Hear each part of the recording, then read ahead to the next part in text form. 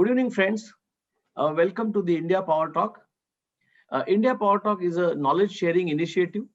We invite international thought leaders and domain experts to share their insights, experiences, and strategies related to business and economy.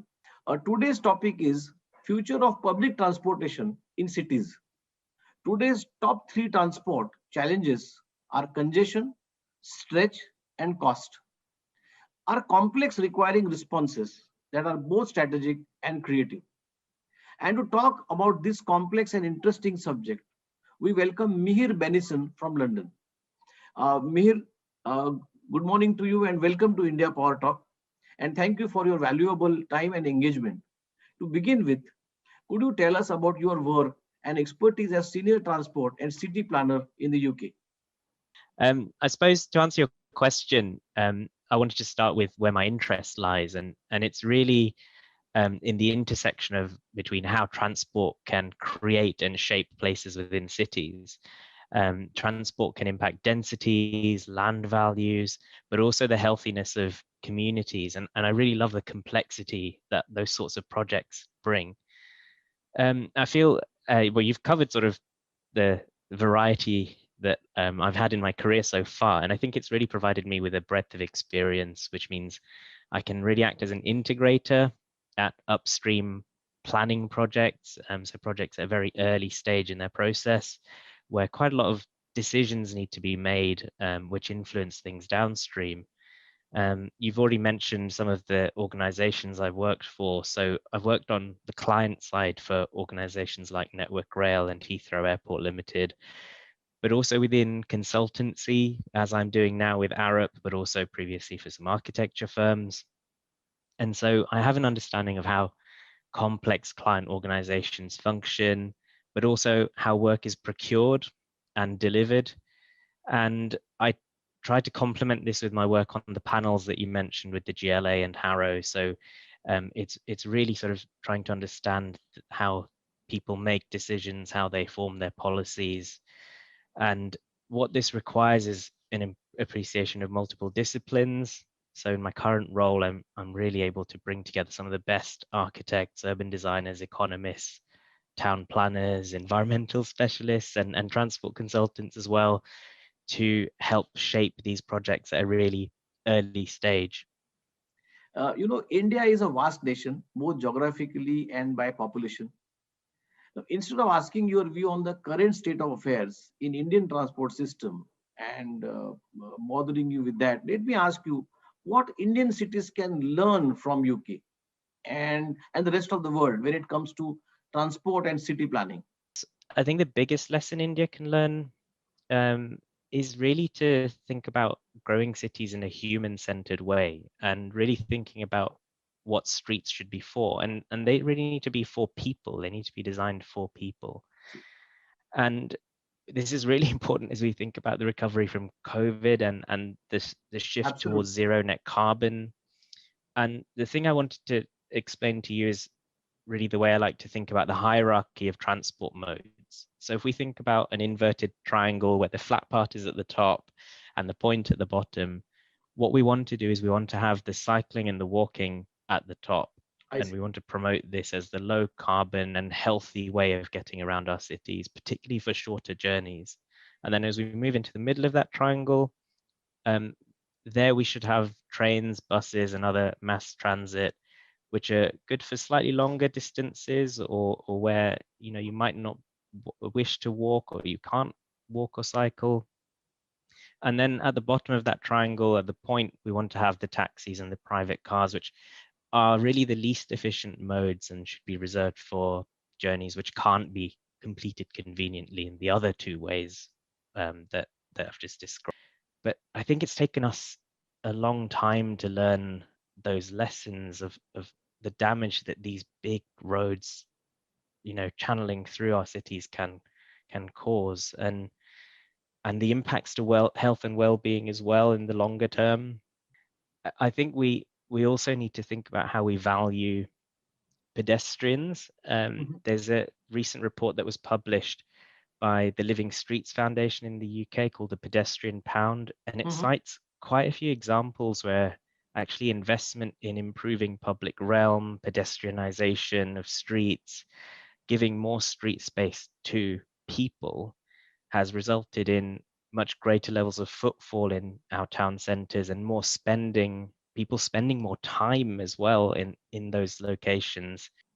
Transport for London developed the Healthy Streets Indicators, which establishes this wheel of 10 indicators against which you assess the quality of the proposed urban environment. Let me now, Mir, ask you your view on rising car ownerships, particularly. Do you think so? The increase of the multiple models of cars and the ownership as such would impact Indian cities? Yeah, I think India is as you mentioned, is a vast nation. It's got a huge population. I mean, car ownership levels in India compared to the UK and to the US are quite low. And that's probably a function of affordability levels. But we must sort of remember that. But as the wealth in India rises, there could be a considerable impact in India. I mean, at the moment we have in India 41 vehicles for every 1,000 inhabitants compared to 471 in the UK and 838 in the US. So you can see the scale of or the magnitude of the difference there. But if we start approaching similar levels of ownership as the UK and the US and India, the impact could be absolutely massive, right? Absolutely. But then the question, Amir, is how do we tackle the congestion on the roads? We need to think about how we make the car less attractive. So what do we have available? We have things like taxation, restricting or banning vehicles, increasing the cost of motoring in other ways, and just making it less convenient overall. But then we Delhi, also go in ahead. Delhi, here in Delhi, recently we experimented by having odd and even numbers of cars plying on the roads. Yes, and I thought that was a really interesting way of doing it, and I think it's something that probably India could implement in quite a quick way. I suppose a comparable approach that we've got is in London. We have a daily congestion charge that is applied, so it's £15 per day. There's also been a separate vehicle emissions charge introduced for more polluting vehicles, and there are other cities that are introducing this sort of charging. But what that's done is, in a 10-year period since it was introduced, it's resulted in a 10% reduction in traffic volumes between 2003 and 2013. But it's hard to determine what that level of the charge needs to be, who it should apply to, when it's applicable, and how it's enforced. And given the need, urgency of the public transportation, how can we create and deliver attractive and safe public transportation and an active travel networks, as quickly as possible, efficiently, and in less resources? What would be your inputs on that? So one example I wanted to cite of the impact of rising car ownership is sort of taking Mumbai as an example, and it kind of hints at how congestion can make cities no longer function properly. So if we look at Mumbai, commuters from northern residential areas such as Borivali traveling to the city's central business district, such as Lower Parel, are faced with losses of up to 350 rupees every day per person, and that congestion cost is split 100 rupees in lost wages and then 250 on fuel every day. And these costs really hurt the city's productivity, and there are also other implications where the residents in North Mumbai may not seek employment, for instance, in South Mumbai, even if it matches their skill set. So you're kind of limiting that pool of potential talent, and this is going to create poor access to suitable candidates if employers are based in the South. But then the sprawl that we also mentioned, that is also going to become the case as businesses maybe choose to locate in areas which are more accessible, away from congestion. So I think we probably need to sort of go back to the basics, sort of what is going to create an attractive transport network, and think about some of the basic needs. So it needs to be safe, clean, and convenient. I think those are really the basics. Yeah.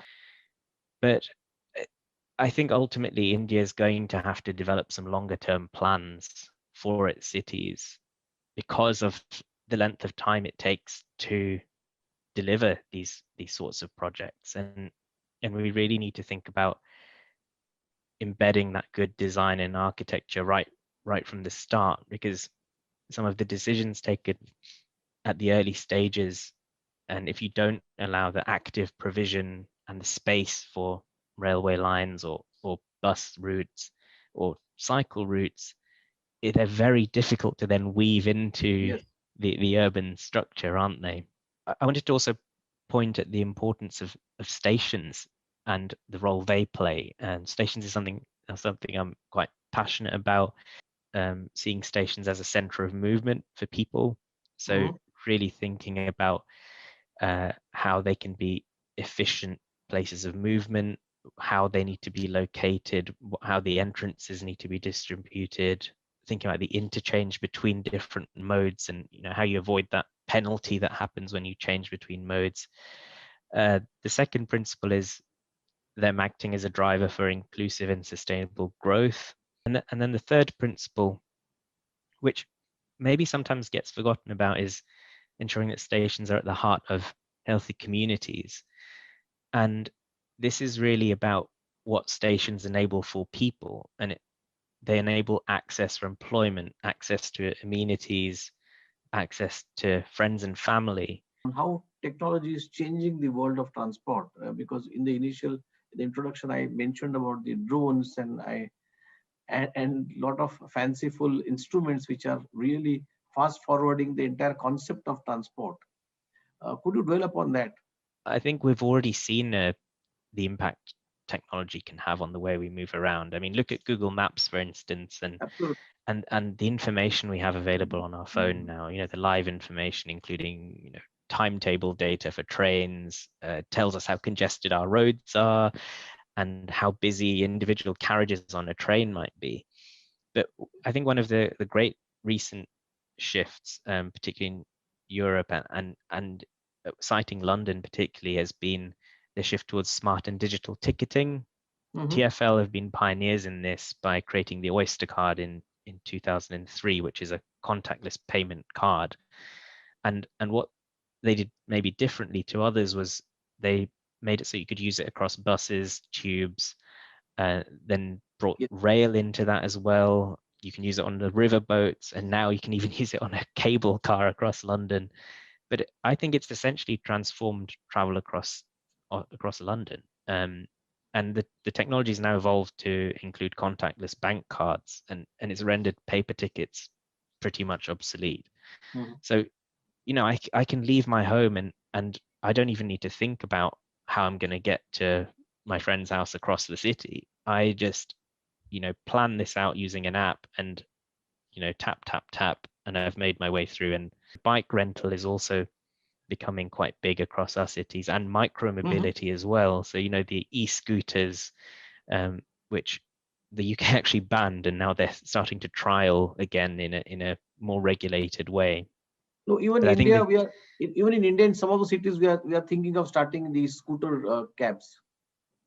Uber and sort of those sorts of models, I think, are interesting, but we need to look at the sort of negative sides of them as well. Absolutely. Because one statistic I read about was in San Francisco, congestion actually increased by 62% between 2010 and 2016 as the ride sharing platforms became more mainstream. And so, whilst I think they offer a really great convenience, I think the whole point about congestion isn't addressed by them, which is interesting. It's sort of thinking about EVs, electric vehicles, and hydrogen. vehicles, Absolutely, absolutely. which are very much The starting to become more and more mainstream. EV is And becoming the buzz of the trade of the next decade, I guess. definitely, we should think about what impact that will have in terms of taxation and tax revenue in particular, because a lot of the UK's tax revenue does come from petrol and diesel tax. And if that tax base is going to reduce because we're going to start plugging our cars in and we're going to use hydrogen, where will that money come from to fund and infrastructure enhancements?